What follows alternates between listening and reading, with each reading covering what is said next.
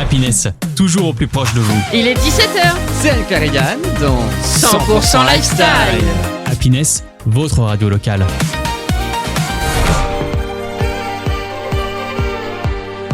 Voyage, Bien-être et santé, musique, mode et beauté, trucs et astuces.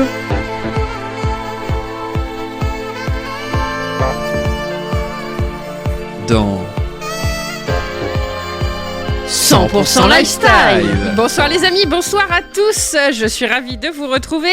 C'est l'heure de 100% Lifestyle sur votre radio préférée. Une heure pour de la découverte, du voyage, du rire, de la passion. Qu'est-ce que je pourrais encore vous souhaiter d'autre ? Je sais pas. Je passe peut-être la parole parce que je suis pas toute seule, bien entendu, pour faire cette émission. Parce que sans lui, l'émission n'existerait pas.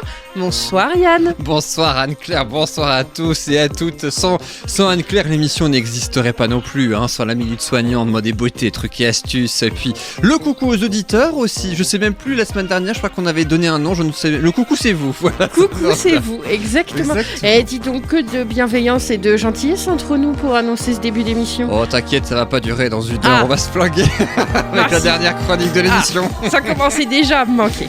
Ouais, je sais. Mais c'est pour ça qu'au début, on commence bien et puis ça se gâte au fur et à mesure de l'émission. Mais toujours dans la bonne humeur, bien sûr. Bien entendu, vous nous retrouvez sur les réseaux sociaux, notamment la page Facebook au nom de l'émission, je le rappelle au cas où, 100% Lifestyle. Des publications tout au long de l'émission sont faites. Je réponds aux messages privés, aux commentaires. N'hésitez pas à partager et liker. Je suis derrière, je vois tout et même en direct. Y compris les podcasts sur soundcloud.com, bien évidemment, ou sur le site internet de votre radio préférée. Vous avez toutes les émissions depuis le début de cette aventure. Et l'aventure de ce numéro ne commencerait-elle pas, Anne-Claire, par le sommaire? Ça rime presque, c'est magique. Oh dis donc, mais quelle belle transition. Ah, j'ai d'humeur poétique ce soir. C'est beau, c'est beau. Eh ben c'est parti, dis-nous tout Anne-Claire, de quoi allons-nous parler aujourd'hui? On commence avec la célèbre chronique. Est-ce qu'on a encore besoin de la présenter ? Oh bah oui quand même, on ne sait jamais si on a le bonheur d'avoir de nouveaux auditeurs. En route pour l'aventure ce soir, nous fait voyager au centre de la France. Je crois que vous n'êtes pas prêts à ce qui vous attend. Avec 4 villes triées sur le volet. Et puis juste après, comme à chaque émission, changement de chronique, changement d'ambiance. Bah oui, mais d'utilité publique, puisque ta minute soignante aujourd'hui portera sur le don de moelle osseuse. Et sans elle, il y aurait beaucoup de catastrophes. Et sans elle, vital, on ne pourrait pas sauver des millions de vies. Exactement. Ce sera sans compter sur Chanson Story qui nous parlera du roi soleil et être à la hauteur. Un peu d'histoire dans Chanson Exactement. Story. Et puis juste après, ce sera l'histoire de mode et beauté, peut-être quelque part autour de son sac à main. Bien le choisir selon son utilité. Ce sera un petit peu plus tard dans cette émission. Et ce sera sans compter sur la fin, la célèbre chronique, l'inimitable, que dis-je ? L'improbable chronique du piégeon-nous. Je ne sais pas si vous avez remarqué, mais quand on vient à présenter cette chronique, Anne-Claire a une autre humeur. On entend presque le son de sa voix que c'est sa chronique préférée, n'est-ce pas ? Je suis ravie. Il va encore se planter en beauté ce soir. Ça m'a ravie dès les premières minutes de cette émission. Je te rassure, j'ai bon espoir pour toi aussi que tu te plantes en beauté, comme à chaque émission. C'est vrai qu'il n'y a pas encore eu un seul point gagnant. Non, dans cette saison, non. Quand on vous dit que l'émission commence bien, mais qu'après ça se gâte. Allez, c'est parti. Allez, avec tout mon amour, en route pour l'aventure.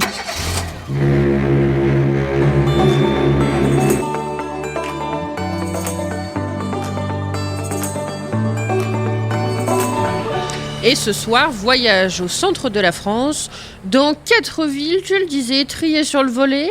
Alors, aujourd'hui, tu te fais un petit peu, videur de boîte de nuit de France ? Pourquoi cette expression ? Je veux savoir, Anne-Claire. Oh, j'ai hâte de découvrir les villes que tu nous as choisies. Mais tu sais, le centre de la France, c'est aussi, il n'y a pas que la Picardie, l'Alsace ou même l'ouest de la France, ou le sud, d'ailleurs, est comme ouest. Et oui, il y a le centre de la France, et c'est vrai que cette partie centrale de la France, on va pas se mentir, on en parle assez peu. Quand même. Et pourtant, non, non, justement, il y a tellement de belles choses à découvrir, mais qu'on ne connaît pas. De la verdure ? Non, pas que. Non, il y a beaucoup d'histoire, il y a de la géographie. Ça oui, il y a l'histoire de la géographie. Oui. Si t'aimes l'histoire et si t'aimes la géographie. Beaucoup de géologie aussi. Oui, Aussi, oui, oui. Mais on sait que la géographie, c'est pas ton fort, donc heureusement, il y aura un petit peu de géologie, il y aura un petit peu d'histoire. Heureusement pour nous et heureusement pour nos chers auditeurs. C'est pourquoi nous allons nous concentrer ce soir sur 4 villes, chacune située dans un département et même une région différente, histoire un petit peu véritablement de parler de tous les coins du centre de la France. On parlera un peu cuisine. Un peu, Ah. pas des masses. Un peu, c'est pas la chronique où on en parlera le plus, hein, je te préviens. Est-ce que tu connais l'expression géographique, la diagonale du vide, Anne-Claire ? Oui. On l'a apprise, hein, ah oui, on l'a apprise au collège ou au lycée, cette Oui. diagonale du vide qui va du sud-ouest jusqu'au nord-est, un petit peu avant, d'ailleurs jusqu'aux Ardennes même, voilà, qui représente un petit peu la partie de Malheureusement, la France. Ouais, un peu Elle moins ment, peuplée. je trouve, sur sa diagonale parce qu'elle n'est pas vide du tout. Non, la preuve cap sur 4 villes choisies, Clermont-Ferrand, Limoges, Aurillac et Rocamadour, Voilà la cuisine. Loin des clichés, croyez-moi, mais il n'y aura pas que de ça. Non, pas que. Non, pas que, sinon c'est pas drôle, je te réserve Tu plein m'as de réservé des surprises. Bah, Tu évidemment. sais que j'aime les surprises. Évidemment, je sais que tu adores ça. Ça tombe bien, moi aussi d'ailleurs. Alors vite, on commence par l'Auvergne. Parle-moi de Clermont-Ferrand. Je connais pas. Alors vas-y, Ah ouais je t'écoute. Eh ben, c'est une petite ville, 146 000 habitants. Oh, On pourrait déjà penser pas mal. que c'est très connu, mais alors c'est très connu, mais c'est pas hyper peuplé non plus. Mais attention, le centre historique est unique. Tu as une cathédrale, la cathédrale Notre-Dame de l'Assomption. Ah. C'est de couleur foncée, gris anthracite. C'est la couleur de la pierre de Volvic qui s'oxyde à l'air libre. Tu as aussi la basilique Notre-Dame du Port et tu as des points de vue magnifiques dans Clermont-Ferrand sur le Puy-de-Dôme. Eh oui, très les chaînes sympa. de montagne, la place de la Poterne, sur les marches de la cathédrale aussi, place Royale, toutes ces parties-là que vous pouvez visiter au sein de Clermont-Ferrand. Et c'est là où vous voyez plein de vues magnifiques sur les montagnes. Et puis on le sait moins, mais je parlais d'histoire tout à l'heure. À Clermont-Ferrand, il s'est passé un événement mondial, quelque part, historique, qui date de plus de 1000 ans quand même. Pas non plus. Oui, non, peut-être un peu moins de 1000 ans d'ailleurs. C'est à Clermont-Ferrand que la première croisade fut lancée en 1095. Avec les épées, les chevaux et les gens en côte de maille, là. Ouais, plus ou moins. D'accord. Ouais, quand même. Mais attention, pas par n'importe qui, par le pape de l'époque, Urbain II, à Clermont-Ferrand. Il a fait la guerre, lui. Non, il a pas fait la guerre. C'est lui qui a déclenché, c'est lui qui a lancé, on va dire, cette première Ah oui, croisade. donc il a lancé la guerre. Il a lancé la croisade. Et c'est pour ça qu'il y a une statue en bronze du pape Urbain II, le haut d'une fontaine, place de la Victoire, qui le représente et qui désigne de sa main droite la Terre Sainte. Ce qui fait que la statue date de 1895, pour célébrer, les 800 ans, 1895, vous l'aurez compris, et qui est quand même située en face de la cathédrale. Et puis comme je sais que t'aimes bien la culture aussi, je t'ai sélectionné rapidement 4 musées à voir à Clermont-Ferrand, histoire de te faire comprendre que non, à Clermont-Ferrand, il y a plein de choses à voir, de très belles choses aussi, loin persuadée. des clichés. T'as le musée Bargouin, sur les richesses locales et les artefacts préhistoriques ou antiques. Comment ça s'appelle ? Le musée Bargouin. Bargouin, d'accord. Oui, le musée Bargouin. T'as le muséum Henri Lecoq aussi. Ok. Le musée d'histoire naturelle pour les scientifiques, ceux qui aiment évidemment. C'est pour moi. Les géologues, par exemple, voilà. Géologue Anne-Claire à Clermont-Ferrand. Et puis t'as aussi l'art contemporain avec le FRAC, le Fonds régional d'art contemporain d'Auvergne, Un avec petit peu ses moins pour moi. 1000 œuvres, oui, je confirme. Et puis un peu moins pour toi aussi le centre photographique à l'hôtel Fontfray dans Aussi, les plein photos aussi. centre-ville. Oui, ça dépend lesquelles. Depuis 2010, t'en prends plein les mirettes, toi. Depuis moins de 10 minutes que l'émission C'est ma fête commence. aujourd'hui ? C'est pas la Sainte-Claire, mais on Non, pourrait, ouais, mais presque. c'est la son de quelqu'un qu'on connaît bien en tout cas. Eh ben, on en On parlera la, dans quelques on la fêtera instants. dans Tu- Coucou, c'est vous. Tu connais d'ailleurs la fête la Sainte-Anne-Claire? Je ne connais pas le jour de la Sainte-Anne-Claire. Oui, le Sainte-Anne, c'est le 26 juillet. La Saint-Clair, c'est le 12 août. 12 août? Ah ouais, donc on parle un petit peu de tout ce qui est histoire. 12 août près du 15 août, voilà. Tout Oui. à fait. Et 26 juillet, c'est le même jour que l'anniversaire de ma mère, alors c'est Eh fou, oui, ça. qu'est-ce que Eh tu oui. veux? Vous êtes Les liés. étoiles sont nées un jour, et voilà. Ta mère est une étoile, et moi, je suis une étoile aussi. Mais pas de chance, c'est pas l'étoile que je voulais qui est dans le studio. Et Ouais, horrible. je sais, je t'aime bien. Il est horrible. Ah ouais. Reviens à Clermont-Ferrand. Exactement, avec le centre-ville de Clermont-Ferrand, puisqu'on en parlant, c'est en plein cœur du centre-ville de Clermont-Ferrand que se trouve un hameau de verdure. C'est le jardin Lecoq, c'est idéal pour décompresser. Tu remarqueras d'ailleurs que tu as un muséum et un jardin qui porte le nom de Lecoq, Henri Oui. Lecoq. Qui c'était? C'était le professeur de minéralogie et de botanique à la fin du 19e siècle. Il est né dans le Nord, mais il est mort à Clermont-Ferrand, en léguant tous ses biens à la commune, faute d'héritier direct. Eh oui, c'est pour ça qu'il est célébré là-bas. C'est lui qui a aménagé ce jardin, le jardin Lecoq. Attention, ne manquez pas le musée Michelin aussi, c'est incontournable. Et bien sûr, les montagnes et volcans auvergnats. Musée Michelin par rapport aux pneus ? Oh, oui, en général, c'est pas la cuisine, c'est ça que tu veux dire ? Non, mais je voulais juste savoir si c'était par rapport vraiment à ce qu'on connaît avec le bonhomme Michelin ou si c'était par rapport à autre chose. Oui, si je ne me trompe pas, parce que maintenant tu me mets le doute, mais oui, c'est vraiment Peut-être le musée automobile, vérifier, en tout cas, automobile. Ah, d'accord. Voilà. Mais oui, effectivement, c'est exactement ça. Je vais aller chercher mes pneus là-bas. Oui, pour rouler. Voilà. C'est toi qui vas rouler dans le studio. Ça dépend dans quelle autre commune on va rouler. Eh ben, on roule jusqu'à l'ouest de Clermont-Ferrand. Il se trouve la ville de Limoges. De la porcelaine, exactement. Il y a Porcelaine de Tativguette. Voilà. Oui. Alors, il y a plein de manufactures à Limoges. Il y a des musées, bien sûr. Tu as des ateliers aussi qui te proposent de mieux connaître la porcelaine. Et oui, sympa. Tu peux en acheter, y compris à l'office de tourisme. Et tu peux même t'initier à la porcelaine avec un atelier découverte. Sympa. Oui. Soit le modelage, soit la peinture, c'est au choix. Et ça, c'est véritablement la grande spécialité de Limoges. Mais la grande spécialité architecturale de Limoges, c'est aussi... Alors, un petit indice, mais ça, tu vas trouver, parce que le nom est... Un indice, il y en a dans toutes les villes. Et on y arrive très souvent pour visiter, pour travailler, pour plein d'autres choses. Non ? La gare ? Franchement, ton rébut, il était un peu nul, tu reverras. En même temps, je m'échauffe pour le pied journaux à la fin de l'émission. Il y a le temps de t'échauffer. Non, l'avantage avec toi, c'est que j'ai pas beaucoup l'occasion de m'échauffer parce que je sais que tu ne trouveras pas à n'importe quelle de mes devinettes. C'est ça que j'aime. Est-ce que tu connais le gentilé de Limoges ? Alors ? Pas du tout. Non ? Les Limougeaux ? Ah oui, les Limougeaux, ils ont la gare Limoges bénédictin, construite il y a un siècle, qui allie véritablement l'art nouveau, l'art déco avec le néoclassicisme. Alors t'as du béton armé, t'as du calcaire à l'intérieur comme à l'extérieur, et t'as aussi 2 statues imposantes qui symbolisent la porcelaine et l'émail. Et elle n'a pas été élue plus belle gare de France en 2022 pour rien, sur 3000 gares de France quand même. Ah oui, quand même. Oui, quand on dit qu'à Limoges, il n'y a rien, c'est faux. Il y a une gare, et c'est pas n'importe quelle gare. Et il faut dire que ces verrières en vitraux représentant les feuillages et fruits du châtaignier, c'est l'arbre emblématique du Limousin. Eh bien, franchement, ça vaut le détour, tout comme son dôme de 31 mètres, surmonté d'une coupole en cuivre et ses 4 horloges géantes, qui est visible sur toute la ville. Ça vaut le détour, et je suis sûr que là, comme ça, vous voyez très bien de quoi je parle, vous visualisez très très bien cette gare. T'es déjà allée à Limoges, Anne-Claire ? Une merveille. Ah ouais ? Ouais. Et puis, est-ce que tu connais aussi l'histoire incontournable de Limoges ?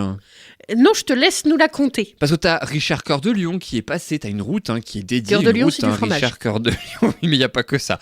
T'as ces sites, ces villages médiévaux aussi, ou connus plus récemment comme Oradour-sur-Glane, ça je sais que tu connais. Exactement. Ça, voilà. T'as aussi son musée de la Résistance qui vous font revivre tous les événements. Incroyable. On n'y pense pas, mais Limoges, c'est une ville où il y a aussi beaucoup d'histoires. Le dernier survivant d'Oradour-sur-Glane est décédé il y a 2 ans, je crois. Oui, récemment. Il me semble que c'était il y a 2 ans. J'ai eu l'occasion de pouvoir faire la visite de Oradour-sur-Glane avec lui. Oh, c'était incroyable. Donc c'est que t'es allé à Limoges, je suis sûr que t'as bien aimé. Oui, j'ai bien aimé, mais c'est pour ça que la gare me parle, bien entendu. Bah oui, je vois tout à fait de quoi tu parles. Dans mon rébut, bien sûr. Voilà. Bah oui, bien sûr. Et puis, dans quelle autre ville tu as envie d'aller dans le centre de la France ? Tu vas continuer de rouler jusqu'à Aurillac, maintenant qu'elle détient un record, un triste record en France. Ah bon ? Quel triste ? La ville la plus froide de France. Ah oui, mais ça on le savait déjà. Oui. Bah non. Mais en tout cas, c'est une ville qui a une géologie incroyable. Oui, effectivement. Mais attention, c'est pas parce que c'est la ville la plus froide de France pour tout le monde qu'elle est antipathique pour autant. Ah non. Non. Elle est située à 631 mètres d'altitude dans le département du Cantal. Explique le froid. Non, en Auvergne-Rhône-Alpes, parce qu'en fait, Aurillac, certes, c'est entre les montagnes et la plaine, adossée au mont du Cantal. Mais tu vas découvrir dans un instant qu'Aurillac... Cantal, encore du fromage. Ouais, mais non. Aurillac est bel et bien victime d'un cliché. Le plus grand cliché de la ville. Mais avant, un petit peu d'histoire toujours, avec la maison natale de Paul Doumer, un éphémère président de la République pendant 1 an jusqu'en 1932. Il a un peu mal fini, Paul Doumer, il est un petit peu mort, je crois, en pyjama en sautant d'un train, si je me trompe pas. Ah, mince. Ouais, non, il a un peu mal fini. La statue du pape Sylvestre II, un autre pape qui a connu le passage au 2e millénaire. Non, c'est pas l'an 2000, hein, c'est l'an 1000, hein, il y a le deuxième millénaire. Ou encore les hauts lieux du vieil Aurillac, avec l'hôtel des consuls, qui marquait le passage entre l'ancienne enceinte de la ville et ce qu'on surnommait la ville nouvelle, hein, à l'époque. Et puis Aurillac, elle a tout pour plaire, hein. Alors si vous voulez vous éloigner des clichés, c'est bien dans cette ville qu'il faut aller. Et pour preuve, avec 83 heures d'ensoleillement de plus que Bordeaux chaque année, non, Aurillac n'est pas réellement la ville la plus froide de France. Eh non, l'été peut même y être caniculaire comme ailleurs. Ah oui, ça oui. Bah oui, c'est juste parce que la ville des Aurillacois a sa station Météo France, la plus haute de France, à 700 mètres. C'est tout, c'est pour ça qu'elle est très souvent dans les bulletins météo comme considérée comme étant la ville la plus froide de France. Non, c'est pas forcément la ville la plus froide de France. Encore un cliché sur le centre de la France. Non, Ah là là, cette diagonale du vide, hein. Ah bah elle est pas si dramatique. vite que ça, la preuve. Eh ben non, parce qu'on va encore faire un tour au fromage entre le cœur de Lion, le Cantal, nous ouvre la partie en Camadour. En fait, elle fait l'émission que pour bouffer, hein, vous l'avez remarqué. Tu pourrais pas nous faire un jour une chronique sur 100% fromage? Les spécialités de fromageal. Ah ouais, j'adore. Ah bah écoute, promis, ce sera fait. Alors, un Je tour note. à Rocamadour, qui est connu pour son festival en août. Mais le reste de l'année, il y a quoi à voir et est-ce qu'il y a vraiment du fromage? Alors, la seule question qu'elle veut, c'est s'il y a du fromage ou pas. C'est à 1h30 d'Aurillac, hein, situé dans le Lot, en Occitanie. Et puis Rocamadour, c'est une merveille architecturale. Ah ça oui. C'est un village adossé à une falaise avec son château qui surplombe les différents niveaux, hein, jusqu'à un panorama époustouflant, hein, sur ce lieu médiéval. Et c'est un vestige d'un fort du XIVe siècle, hein, destiné à protéger les sanctuaires. Mais t'as aussi le célèbre, je suis sûr que tu connais le gouffre de Padirac, hein, Oui, tout qui à est fait. juste à côté, le premier site, hein, du patrimoine naturel souterrain de Incroyable. France. Rocamadour, c'est aussi pas mal centré sur les animaux, hein. Pas le fromage, désolé, mais les animaux, hein. T'as la forêt des singes. C'est pas grave, il y a des biquettes pour pouvoir faire du fromage. Non, c'est plutôt la forêt des singes, le parc D'accord. animalier, la maison des abeilles aussi. D'accord, Ouais, bah d'accord, oui, bah oui. d'accord. T'as aussi un volant montgolfière aussi que tu peux faire à Rocamadour. Moi, j'en Ouais. connais un de Mongol qui est fier aussi. Il est Ah pas oui, très oui, loin de oui, moi. oui, effectivement. Surtout de te piéger à la fin de chaque émission. C'est un pur régal, ça me rend fier, surtout quand tu termines la chronique en beauté. Et puis t'as aussi son festival, bien sûr, la deuxième quinzaine d'août. Et puis t'as aussi la 25e heure. Est-ce que tu sais ce que c'est à Rocamadour, la 25e heure, Anne-Claire? Non, Non. il ne Bah, peut pas y pourtant, il y a avoir un indice. 25 heures dans une journée. Bah non, mais qu'est-ce qui se passe en mars, en octobre, hein, et qui est fêté en octobre, pour le coup, à Rocamadour, hein, avec une visite guidée théâtralisée, un concert d'orgue aussi, mais oui, c'est le changement d'heure, hein. Ah Eh oui. Bah oui, parce qu'en octobre, comme tu gagnes 1 heure de sommeil, Oui. du coup, tu t'en rends pas forcément compte, donc tu as une 25e heure possible. Et puis, à ce moment-là, c'est jour de fête à Rocamadour, un village incontournable, dressé de manière verticale et majestueuse. Voilà donc pour notre tour du centre de la France. Incroyable. Et oui, tu savais pas, je suis sûr que t'as appris plein de choses. C'est juste dommage parce que t'as pas parlé du fromage, mais bon, qu'est-ce que tu veux Bah que je te non, dise parce qu'il n'y a pas de fromage, hein. Je rappelle que c'est toi qui fais de temps en temps des chroniques culinaires. Moi, je suis nul en cuisine, on l'a toujours dit dans cette émission. Moi, je fais le voyage parce que la cuisine, c'est pas trop mon truc, je risque de vous empoisonner. Mais heureusement, la musique, ça ne s'empoisonne pas. Et ça n'empoisonne personne. Donc, je vous propose un titre récent. Je sais pas si tu connais, Anne-Claire, Le Trottoir d'en face. Non, de Non. Ulysse. Non. Alors non, c'est pas du tout ce que tu penses. Mais par contre, au niveau des paroles, prêtez bien attention aux paroles. Elles sont très pertinentes. On va écouter ça tout de suite. Et puis dans quelques instants, ce sera autour de ta minute soignante, autour du don de moelle osseuse. Ce sera juste après ça. À tout de suite dans 100%. Que Ulysse, une merveilleuse chanson que vous découvrez peut-être puisqu'elle vient tout juste de sortir. Comment t'en as pensé alors de cette chanson, Anne-Claire ? J'aime beaucoup, les paroles sont vraiment écoutées. Autant l'air est très tranquille, très calme, je dirais que c'est Oui, hein. plutôt une balade un peu, je dirais, comment on pourrait donner peu. cette sonorité ? Bah disons que oui, c'est plus les paroles qui comptent, Voilà. j'allais dire, que la musique, même si elle est importante, hein, bien sûr, mais les paroles sont très fortes en tout cas. Exactement, en tout cas, moi ça m'a bien plu. effectivement. Et puis ça fait une bonne transition, mais de loin, puisque dans ta minute soignante aussi, les paroles sont très fortes, et puis les sujets surtout sont très forts, parce que c'est vrai qu'on parle beaucoup de choses, on a parlé dans les précédentes émissions de plein de sujets que vous pouvez découvrir, hein, sur soundcloud.com ou sur le site internet de votre radio préférée, mais là c'est d'un tout autre sujet dont nous allons parler dans le cadre de ta minute soignante.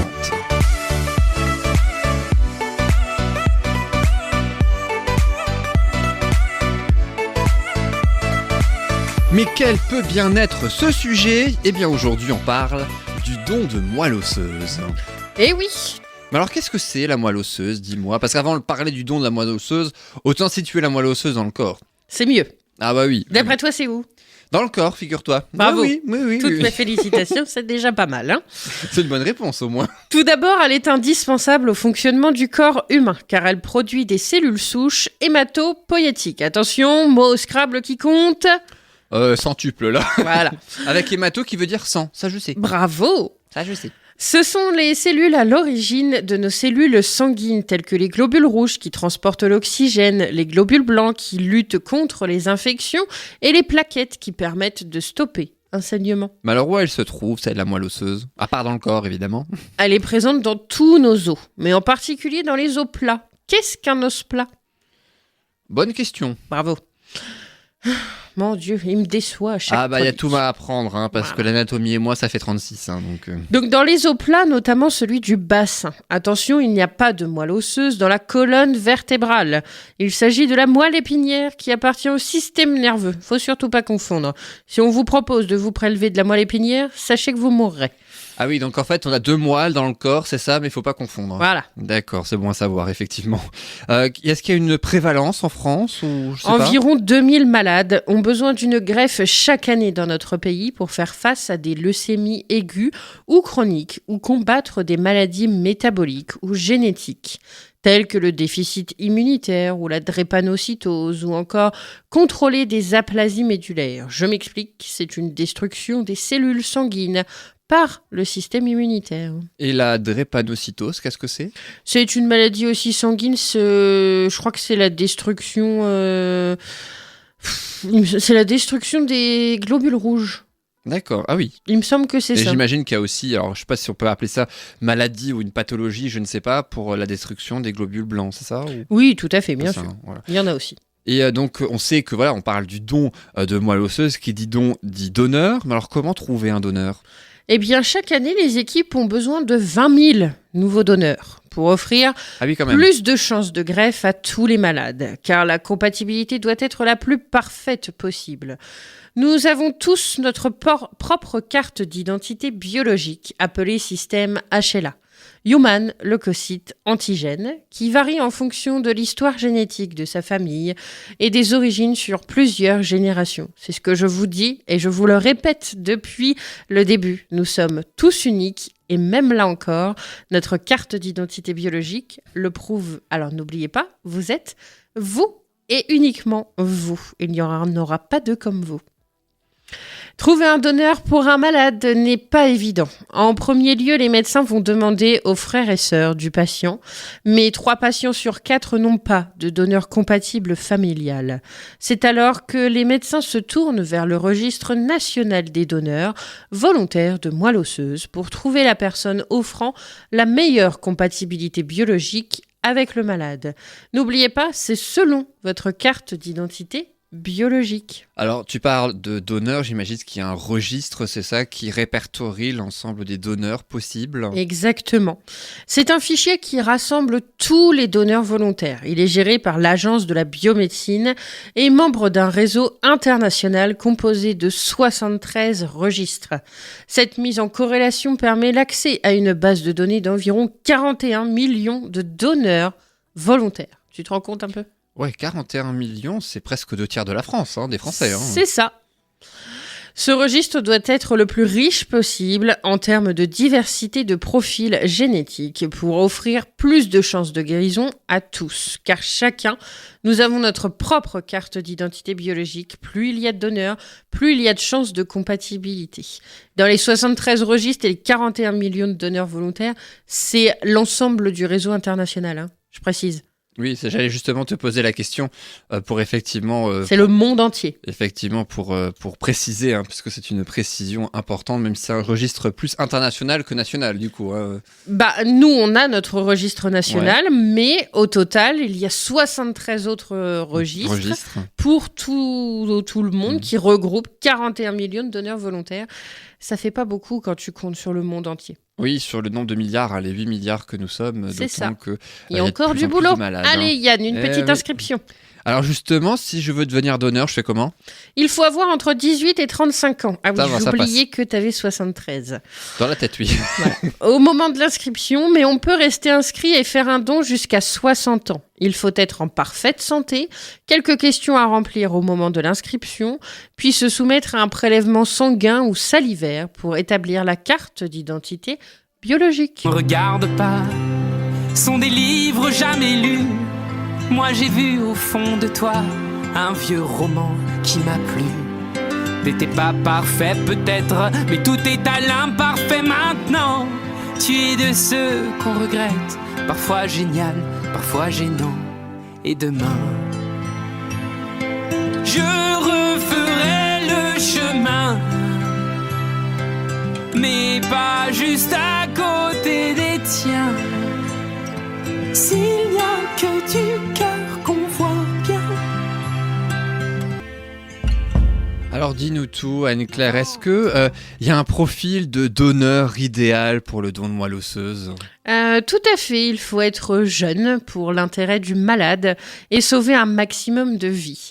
Les médecins recherchent des jeunes donneurs entre 18 et 35 ans car la prise de la greffe est plus rapide puisque plus on est jeune, plus le greffon est riche en cellules hématopoïétiques, mais aussi car les donneurs restent inscrits plus longtemps pour avoir plus de chances de sauver un malade un jour. Et pour une fois, être un homme, ça peut être à votre avantage. Ah, pas habituellement. Non. D'accord. Je note ça dans la case. Être un homme est un avantage parce que leurs cellules optimisent nettement les chances de réussite d'une greffe, car il n'y a pas d'anticorps que les femmes développent naturellement lors de chaque grossesse. Les greffons d'hommes sont alors mieux tolérés. Plus de 70% des donneurs prélevés sont des hommes, mais attention, ils ne représentent que 30% d'inscrits. Et donc, Il y a hommes encore sont du boulot, Des mauvais hein. élèves, si je comprends bien. Voilà. On peut être de toute origine confondue, ça permet d'augmenter les chances de compatibilité pour tous les malades.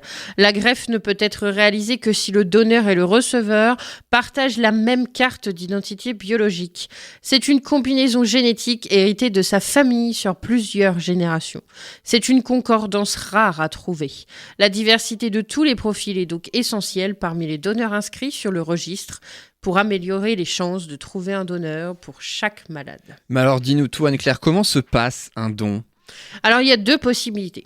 Dans 80% des cas, on prélève la moelle directement dans le sang. Quelques jours avant le don, il est administré par injection un traitement permettant de stimuler la production de cellules de moelle osseuse et de les faire passer des os vers le sang. Oui, comme ça peut paraître un peu compliqué, mais je vous garantis que si vous aviez un schéma du corps humain devant les yeux, je pourrais tout vous expliquer et vous trouverez ça tellement simple. Donc, on passe les cellules des os vers le sang. Le jour du don, vous êtes branché à une machine telle que... Vous voyez un peu ce que c'est la dialyse ? Oui. Et ben voilà. Ah On oui, y est. d'accord, oui. Donc, vous y êtes branché pendant 4 heures, ça prélève votre sang, ça fait le tri tout seul, un peu comme les containers jaune, vert, bleu, là, vous voyez un peu ? Ça donne envie. Voilà, ça fait le tri tout seul, donc du coup, ça ne garde que la moelle osseuse et tout le reste est rendu au corps. Et ça dure vraiment 4 heures. Souvent, ouais. Et c'est douloureux ou c'est pas douloureux? Non, tu parce sens qu'en bien fait, c'est comme une prise de sang, en fait, si tu veux, t'as ton sang qui est branché à une machine, donc en fait la machine pompe ton sang à l'extérieur pour pouvoir récupérer ce qu'il a à récupérer, ça prend que ce que ça a besoin et le reste est rendu de l'autre côté. Oui, parce que 4 heures, j'espère que t'as un livre pour patienter alors. Hein. Ah bah t'as tout ce que tu veux, un livre, la télé, tu manges, tu bois, tu fais tout ce que tu veux. Hein. Ah bah écoute, tant Par mieux. contre ça dans ce fatigue beaucoup. cas. Oui, Donc, comme la dialyse, oui, voilà, ça oui. tu évites de faire un petit marathon pendant que tu fais tes 4 heures de... Ou avant, pendant et après, je pense. Hein. Voilà, Ouais, t'attends on un est- peu. On est bien d'accord. Et qu'est-ce que tu peux nous dire d'autre alors sur Dans peut-être la deuxième 20% possibilité dans 20% des cas, puisque l'autre c'est 80%, donc pour faire 100%, il nous reste... 20%. Bravo. Ça, je sais. Il est réalisé une ponction dans les os postérieurs du bassin sous anesthésie générale. Vous êtes pris en charge pendant 48 heures à l'hôpital par une équipe médicale. Le chirurgien prélève la juste quantité de moelle dans l'os du bassin avec son milieu environnant selon le poids du receveur et du donneur. Ce n'est pas une intervention douloureuse et il n'y a aucun risque de paralysie puisqu'il ne touche encore une fois pas à la moelle épinière mais bien à la moelle osseuse. Complètement différent. Dans tous les cas, sachez que les cellules qui vous sont prélevées se régénèrent rapidement car vous êtes en bonne santé. Une équipe médicale vous accompagne et vous explique toutes les étapes le moment venu, ainsi que la présentation des 2 méthodes de prélèvement et celle retenue par le médecin. Donc toi qui es infirmière de profession, on le rappelle, c'est donc le médecin qui décide quelle est la possibilité pour chaque personne en Voilà. fait. Chaque personne est différente, chaque don est forcément différent. Et chaque personne est unique, comme si tu l'as justement rappelé. Mais alors, quelles sont les informations à retenir pour ce thème aussi important que le don de moelle osseuse ? Le consentement pour le don de moelle osseuse est très important. C'est comme pour le don d'organes. Il est recueilli à chaque étape. Et sa révocation est possible à tout moment. Vous pouvez très bien avoir dit oui jusqu'à arriver au bloc opératoire. Et arrivé au bloc opératoire, vous ravisez. Votre corps vous appartient. Il est à vous et vous en faites ce que vous voulez. Ne l'oubliez pas. Même si c'est pour sauver une vie, au dernier moment, vous pouvez vous rétracter. Si vous êtes compatible avec un patient, tous les frais médicaux et non médicaux liés au don sont pris en charge, y compris une indemnisation si le temps consacré au don entraîne une perte de revenus, ça ne vous coûte rien. N'oubliez pas qu'après une inscription au registre national des donneurs de moelle osseuse, vous avez le devoir d'informer sur vos changements de coordonnées. Ben oui, c'est important. Si vous voulez qu'on puisse vous retrouver, si vous êtes compatible, comment vous voulez faire avec une adresse erronée ? C'est impossible.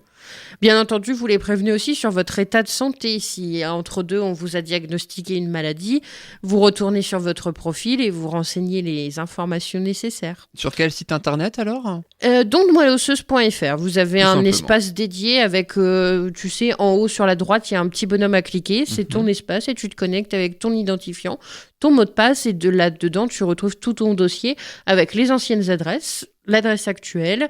Tu as également tout ce qui est des documentations presse, des affiches et autres que tu peux partager autour de toi pour pouvoir, on va dire, propager la bonne parole. D'accord, donc comme un site internet classique. Exactement. Voilà. Comme si tu accédais à tes comptes bancaires, sauf que là, c'est ton compte de don de moelle osseuse. Exactement. Donc, si un jour vous êtes compatible, n'oubliez pas de mettre tout à jour pour qu'on puisse vous contacter. Ça permettra de sauver une vie. Et s'inscrire comme donneur est un acte altruiste et anonyme avec une chance peut-être un jour de sauver une vie d'un malade partout dans le monde qu'on ne connaîtra pas. Mais ce qu'on ne connaît pas, c'est Chanson Story et c'est tout de suite.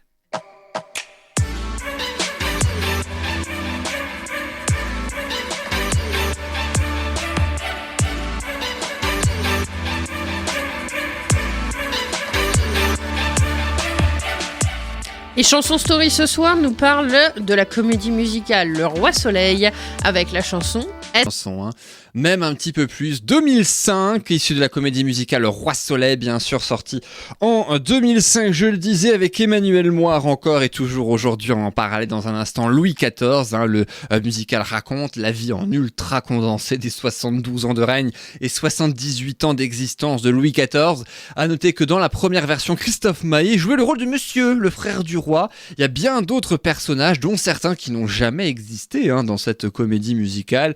Et à noter que Christophe Maé a bien failli ne jamais faire cette comédie musicale. Est-ce que tu le savais, Anne-Claire ? Ah bon ? Eh oui. Qui l'aurait remplacé ? Eh bien, pour le moment, personne, puisqu'en fait, c'est Dovatia qui l'avait repéré dans un bar de Bonifacio en Corse. Le grand patron de la production ne le voulait absolument pas.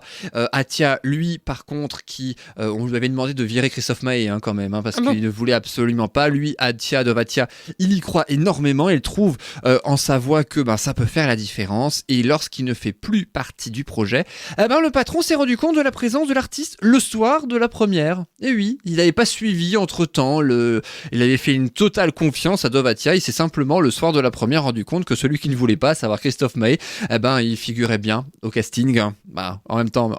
Et figure-toi qu'après, il s'est exclamé: mais c'est qui ce garçon extraordinaire qui chante bien? Mais non. Oui. Quel Comme culot. quoi, oui, bon, des fois, c'est bien quand même de changer d'avis et de le montrer quand même. Ah oui, tant mieux. Il n'y a que les qui ne changent pas Qui d'avis. ne changent pas d'avis, exactement. Emmanuel Moir, il faut savoir, c'était sa 4e comédie musicale à laquelle il auditionnait à l'époque. Ah, quand même. Ah oui, c'était pas Ça la fait première. Il avait refusé les 1001 vies d'Ali Baba, qui je crois n'a pas eu de succès, je sais même pas si ça s'est fait d'ailleurs. Autant n'emporte le vent et Belle, Belle, Belle. Mais le Graal est arrivé en 2004 avec Le Roi Soleil, produit par Dovatia et Albert Cohen, mis en scène par Kamel Wally, qui a nécessité quand même 2 ans de préparation pour le spectacle. En même temps, t'as vu les costumes? Ah bah oui, 6 millions d'euros de budget, ça explique ça. peut-être ça. Hein. Et puis 1,6 million de spectateurs sur 380 représentations entre Cible. 2005 et 2007. Le Roi Soleil qui reprend en 2026 une tournée dans toute la France, mais oui, qui passe dans tous les plus grands zéniths de France, avec un petit peu de nostalgie, c'est bien aussi, mais beaucoup de nouveautés par contre, également. Et puis revenons à être à la hauteur quand même, le tout premier single de la comédie musicale, mais surtout la toute première apparition d'Emmanuel Moir dans le rôle du Louis XIV. Oui, c'est vrai. Le spectacle. Oui, en plein milieu du premier acte, ce qui n'apparaît pas tout de suite. Ensuite, il quitte plus la scène après. Je crois On garde que tu un le vois... peu de mystère pour le début. Ouais, mais par contre, quand il apparaît, il n'y a plus de mystère, il apparaît tout le temps, je crois, jusqu'à la fin. Donc voilà. Être à la hauteur, c'est vrai que c'est un beau résumé du rôle du roi, avec cette réflexion, à quoi il sert. Ah bah oui, en même temps. Voilà. Louis XIV qui a été sacré à Reims en 1654, mais qui est l'auteur de la chanson Mon Essentiel, autre tube du Roi Soleil? C'est Benoît Poher, le chanteur du groupe Kyo. Et oui, il a aussi participé à ce spectacle. Dovatia et Kamel Wally étaient persuadés que le spectacle du Roi Soleil allait marcher. Ils ont eu du flair, puisque 20 ans après, ça se refait quand même. Est-ce que tu as pu voir Le Roi Soleil et la première version? Non. Moi non plus, c'est un de mes regrets peut-être. J'aurais adoré. Va voir la deuxième version. C'est prévu, figure-toi. Ah. Oui, c'est prévu. Mais là, ce que je vous propose sans plus attendre, c'est d'écouter Le Roi Soleil. C'est bien sûr être à la hauteur. C'est Emmanuel Moir. Et on se retrouve juste après dans 100% Lifestyle. À la hauteur, qui date de 2005 pour la comédie musicale Le Roi Soleil, dont on célèbre le 20e anniversaire, ou plutôt c'est Emmanuel Moir et la nouvelle troupe du Roi Soleil qui fête le nouvel anniversaire. Je sais que tu aimes cette chanson, non, Anne-Claire? Oui, j'aime beaucoup, c'est vrai, et surtout que lui, il est à la hauteur au moins. Exactement, c'est pas faux. Surtout en termes de la chanson, parce que j'ai chanté pendant toute la chanson. Enfin, pardon, je l'ai plutôt massacré. Oui. C'est pour ça qu'on va plutôt passer à la chronique suivante. Celle-là, au moins, elle ne sera pas massacrée. Coucou, c'est vous! Exactement. Mais alors, le coucou, c'est vous, c'est bien, mais c'est qui, vous? Alors, vous, c'est Vincent, Karine, Dida, Dan, Sylvie, Pierre, Jean-Claude, David et Anne-Laure. Merci beaucoup pour l'écoute. Merci pour votre fidélité. Sans vous, l'émission ne serait pas la même. On sait que vous êtes derrière nous et c'est ça qui nous donne envie de revenir chaque semaine. Alors tout de suite, on passerait pas à trucs et astuces? Ou mode et beauté, comme tu veux. Le mode et beauté. Allez, c'est parti.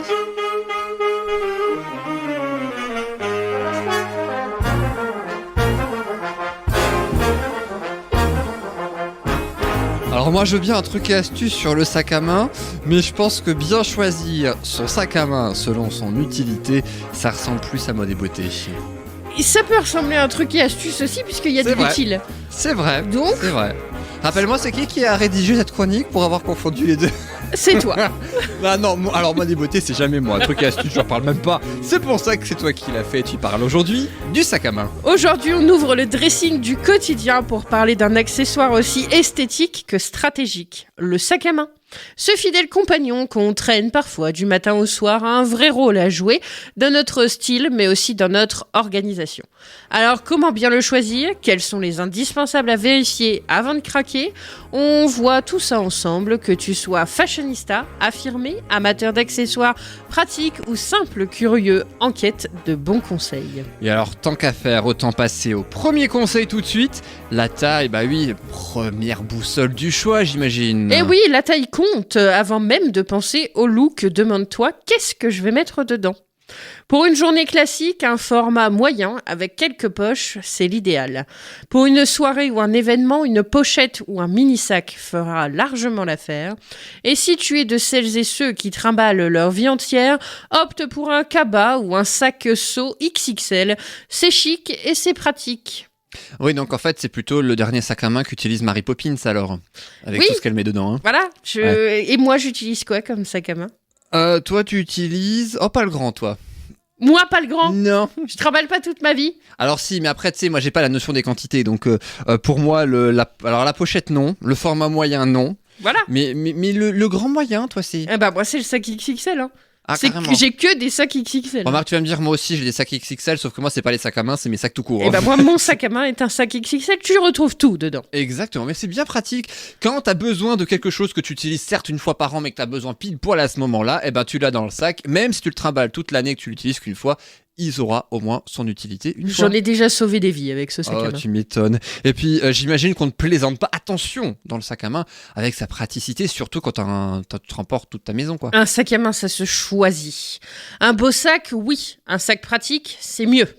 On pense à la fermeture, un zip ou une pression, selon votre choix.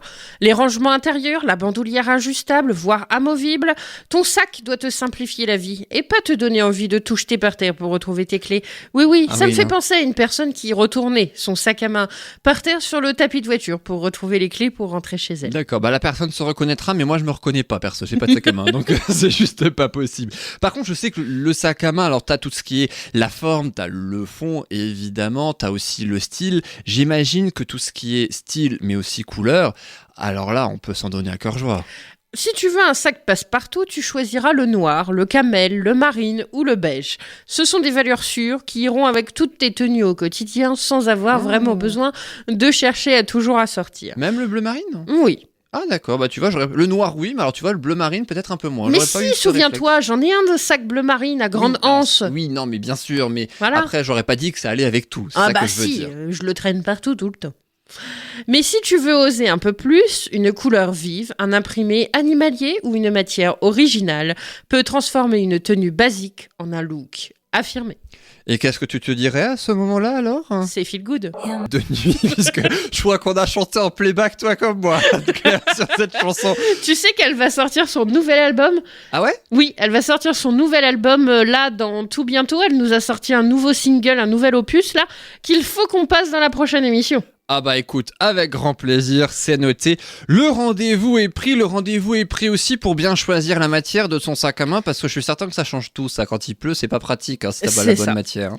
Cuir lisse, cuir vegan, toile enduite, nylon et encore tellement d'autres.